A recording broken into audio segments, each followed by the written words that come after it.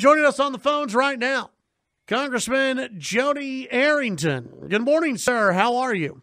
Good morning, Chad. I'm doing as well as I can be this side of God's country, but it's a righteous cause, and there's always a front on the battle to fight, and we've got some great things going on the front of the veterans. There's a great opportunity to get this farm bill through and reform welfare as we know it, which is not in a good state. And then we've got great news coming from Korea, but also new escalation of conflict in the Middle East with Iran and Israel. So there's just never a dull moment. That's for sure. That's for sure. Well, what are your what are your thoughts on the situation right now with North Korea and the negotiations that have been happening about having negotiations? Well, I mean, this president not from the national media get any credit, but I think this is sort of the peace through strength benefit to restoring our leadership, and as we say, having the willingness and capability to deter and to strike if necessary. I think that changes the behavior. Unfortunately, people like Kim Jong-un and others, especially in the Middle East, they only understand one thing, and that's just force. And you have to have a president willing to engage in that way. This president has already, I think, sent that message loud and clearly. So when he deploys assets to the Korean Peninsula, they're not there for just a photo op. They're there and ready to strike. And that dynamic and that change from the Obama administration, I think, has allowed for some of these new developments. It doesn't mean I trust Kim Jong-un and I think everything's going to be great. But anytime you can get folks to the table, we've got U.S. prisoners released, North and South are talking. I mean, that is major progress.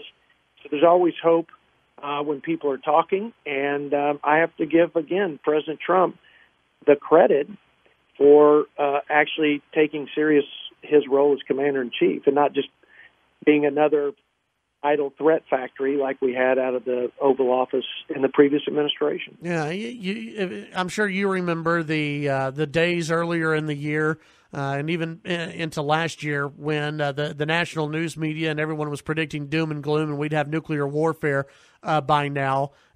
Keeping that in mind, let's look at the Iranian deal that the president pulled out of this week, or announced that the U.S. was going to be pulling out of. The president in his speech said, hey, Iran, look at what I'm doing with North Korea. If you're willing to come to the table, I'm willing to talk. We can work out a new deal. What are your overall thoughts on the president pulling out of that nuclear deal? Was it the right move to make? And do you think people should learn from what we've seen with North Korea and apply it to what the president is doing with Iran right now? Absolutely. I mean, I'm sure we had well-intentioned Republican and Democrat presidents that wanted to see the day when the North and South are talking in Korea, and they weren't able to get that done. But they also weren't able to deter the development of a nuclear weapon and the intercontinental ballistic missile ability to take that payload to the United States and our allies around the world.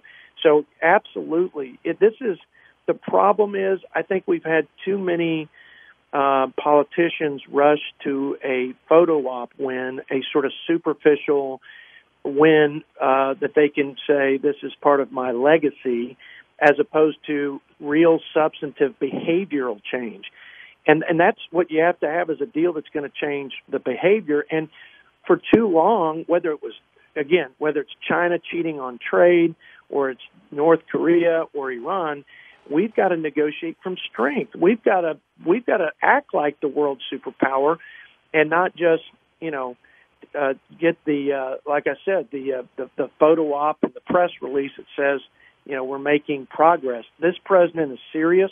They know that. We have funded the largest rebuilding down payment in 15 years of the military. And I know that was a tough vote for me. I know it was tough for my constituents, but I'm telling you, Chad, that it's no small thing when countries around the world and our enemies especially see that the United States Congress is committed to making sure that we don't just have a willing president, but that we have a capable commander-in-chief. So it all works together. But, yeah, we've got lessons learned, and we need a deal that will truly change the behavior of Iran, not just give you the appearance of that change. Visiting with Congressman Jodey Arrington, obviously you've been keeping up with the escalating tensions, I guess you could say, or the trading back and forth of rockets by Iran and Israel.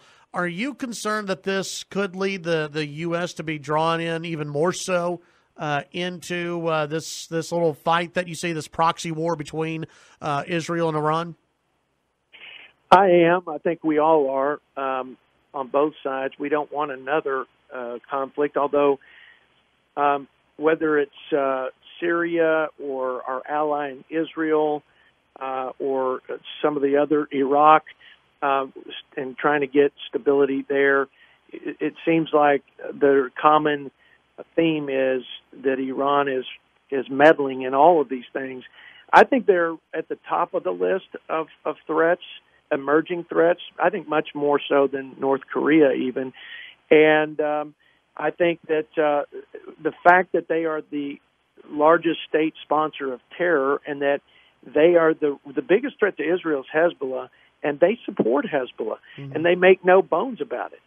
So we have got to deal with them accordingly. We haven't up till now. Gosh, we had them by the short hairs in with respect to the sanctions. And we gave all that up on a deal that doesn't allow us to truly go in and inspect their facilities and deter their ability to carry a nuclear payload. I mean, they've been testing intercontinental ballistic missiles in violation of other agreements ever since we had this nuclear deal struck by the Obama administration. So we need to do exactly what the president is doing, give them an opportunity to come back to the table and get a real agreement that will deter them from being able to have nuclear capability. Well, we do see oil going up in price. People are seeing it at the pump. Do you think this is something that could impact, obviously it's impacting people's wallets right now, but do you think that this could be a negative impact as we move closer to the midterm elections? Well, I think national security is in the favor of Republicans. I think more folks have confidence when it comes to growing our economy. We've seen the results of that. Gosh, lowest unemployment since the turn of the century. We could go on and on about how tax and regulatory reform is working for working Americans. But national security plays into our favor as well. Yeah, the price at the pump gets people's attention. But what if we weren't energy independent and we weren't in a position to be energy dominant? And that's what this president has done with the Keystone Pipeline. He is pro-energy, and we need to continue to develop our resources because never before, I don't think, have we had an example for the American people to see that energy policy is national security policy. So I can make that argument all day.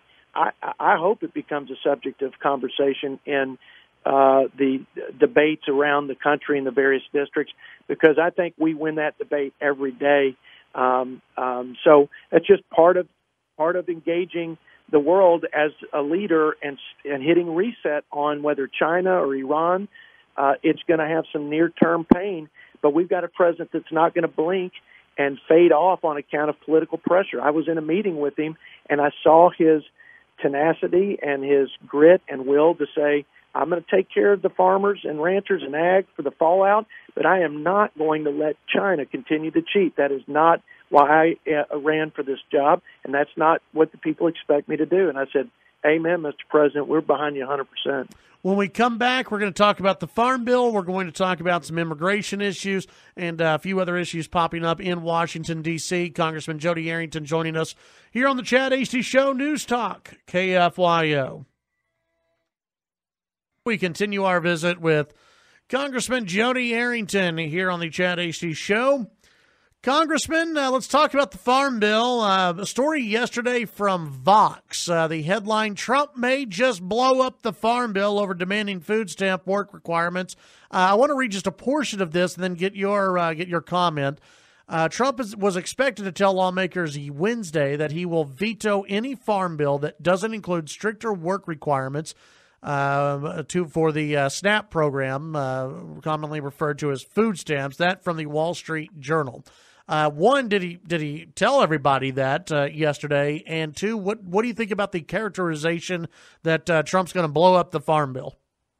Well, I think that was probably the words that the national media chose, blow up the farm bill, to excite folks.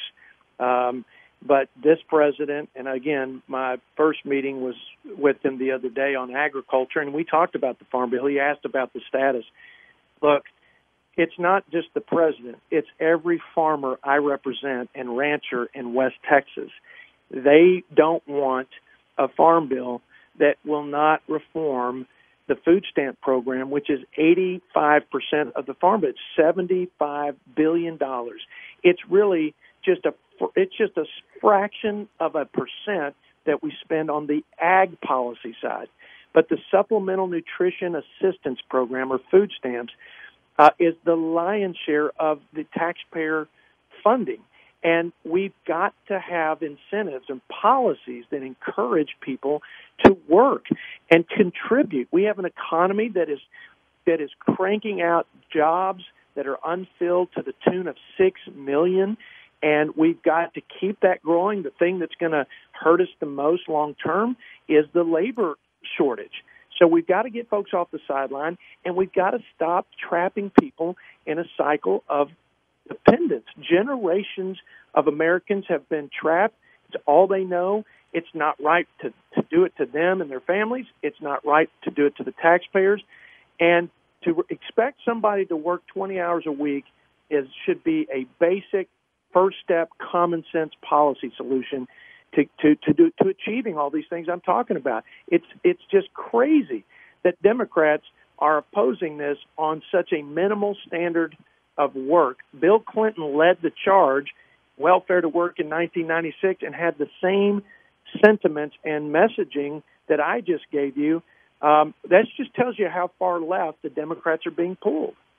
And so, what is in your mind, what is realistic? Because you're between the House and the Senate, you're going to have to pull some Democrats somewhere, and even maybe some moderate Republicans somewhere. What is realistic? What is realistic to see from a farm bill right now?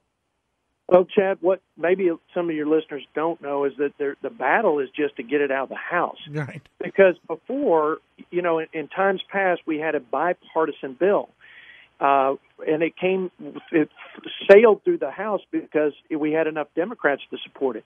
Well, we also didn't do enough to reform the food stamp program. Well, this is a different era, a different time, and I'm glad I'm part of it. But we've got to put these common sense reforms in place. Now we've lost the Democrats, so it's going to be all eyes on Republicans. We've got some folks in the Freedom Caucus that never vote for a farm bill, never. They just think it's too interventionist into the free market. To me, I'm a free market guy. I believe in it. But let me tell you, there is nothing free about an unfair global market where China gets to pay $2 because they state-sponsor farming, because they stockpile and dump cheap product. The trade inequities alone force us to have a safety net in case things get really, really bad so we can keep feeding and clothing our own people. So anyway, I'm whipping my friends in the Freedom Caucus, who I love and agree with on ideology, but this is our opportunity to get real reforms on the food stamp side. And if we don't, we go back to the drawing board, we get a bipartisan agreement, and it does nothing to change the culture, the welfare entitlement and culture in this country, and get people to work. And I think that's the more important, that's the more important piece of the farm bill, and it's certainly our biggest challenge. I think we're going to get there. I think we're going to get the Republicans to all be in on this, including the furthest right guys. What about cotton? How safe is cotton on this farm bill? Man, cotton is so plugged in and wired back permanently that you're not going to pull it out again ever. It is safe. Not only is it safe, it's better than it was before because it's the value of the lint and seed, and because our cotton farmers get to redo their yields, and so the reference price will be more relevant to the current market. The cotton piece is great, but you got to get the farm bill through because you've got to hit reset on all the resources to plug into the policy, and so they're as in peril as the rest of them in that regard, but they're back in and they're safe in terms of their being back into the Title I safety net. Very good. I want to ask you about this, the story that's coming out. It's come out the last couple of days about some of your colleagues there in the House, including Representative Will Hurd, who is trying to do an immigration bill to basically protect Dreamers, protect the DACA folks. What is the latest on this, and is this going anywhere in the House right now? I don't think anything's going to get out of the House, Chad, that doesn't give us what we need to enforce our immigration laws in the interior of our country and secure the border. I don't have an appetite for doing anything that doesn't put American citizens first. But I am willing, and you know this, and I've talked about it on national TV, I've talked about it locally, and I've tried to encourage my colleagues on the Republican side, do a deal to give peace of mind and legal status to the DACA community, because they still have to stand in line behind everybody else. They have to work, stay out of trouble, all those good things that you would have in this policy solution. But we've got to have 10 Democrats in the Senate. And these guys were brought here mainly by no fault of their own. Let's be magnanimous here as Republicans and lead the way by getting those 10 Democrats and getting this solved. It's not going to be perfect, but it will give us a chance to finally end this crazy influx of illegal immigrants and empower the president to do what he's trying to do, but without all the tools. But that would have to include border security, which the Democrats don't want, correct? Well, you know what? There are a lot of Republicans that don't want to give a path to citizenship, even if it means they get to the back of the line for people who came here illegally. So that's what I mean. Those folks on the furthest ends, like the far left wants amnesty. They don't want anything on border security. The far right doesn't want any DACA fix. I think look, our country is waiting to see if Republicans and Democrats can come together and solve a big problem and move our country forward. I don't want to give amnesty to anybody, right, but I do think we can give legal status to this group because, A, I think it's the right thing, B, it gives us the chance to do what our first job, and that's keep the American people safe and secure. Congressman, as always, appreciate your time. We'll visit with you in a couple of weeks. God bless. Go West Texas.